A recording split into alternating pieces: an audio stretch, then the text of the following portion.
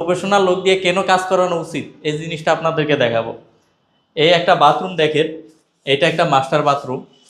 তো এই মাস্টার বাথরুমটা হলো 1 2 3 6 7 ফিট বাই 4 ফিট। তো 7 ফিট বাই 4 ফিট একটা বাথরুম। এই দরজাটা দিছে ওনারা মাঝখানে, আর বেসিনটা দিছে দেখেন, বেসিনটা এখানে দিছে, আর শাওয়ারটা দিছে এখানে। এই শাওয়ারটা দিছে এই মাঝখানটারে। এই হলো শাওয়ারের মিক্সার।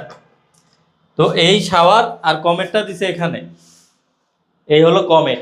তো একটা মানুষ যখন গোসল করবে, এখানে যখন দাঁড়িয়ে গোসল করবে, তখন এই কমেটের উপরে পানিগুলো পড়বে, এই কমেটের পানিটা মানুষের গায়ে লাগবে। তো এখন আমার মনে হয় এই বাথরুমের যে সেট আপটা পুরাই রং করছে, পুরাই ভুল করছে। যেমন আপনারা দেখেন, এই কমেটটা এখানে না দিয়ে যদি এখানে দিত, এই বেসিন যেখানে আছে এখানে দিত, তাইলে কমেটটা এক সাইড চলে যাইতো, এবং শাওয়ারটা এই শাওয়ারটা দিত এখানে,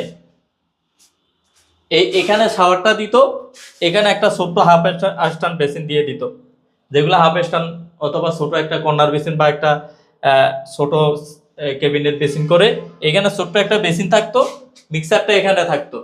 তাইলে একটা মানুষ ইজিলি বাথরুমটা সুন্দরভাবে ব্যবহার করতে পারতো, পুরা বাথরুমটা ইউজেবল হতো। কিন্তু এখন পুরা কাজটাই হচ্ছে রং। মানে এই বাথরুমটা যে একটা মানুষ এসে সুন্দরভাবে ব্যবহার করবে, ইউজ করবে, এরকম কোনো ওয়ে নাই। এই পুরা কাজটাই রং। এখানে বেসিনটা দিয়ে রাখছে, এখানে শাওয়ার মিক্সারটা দিয়ে রাখছে, কমেটটা এখানে দিয়ে রাখছে। এখন এখানে একটা মানুষ কিভাবে দাঁড়িয়ে গোসল করবে? এখানে গোসল করার মতো কোনো পরিবেশ আছে?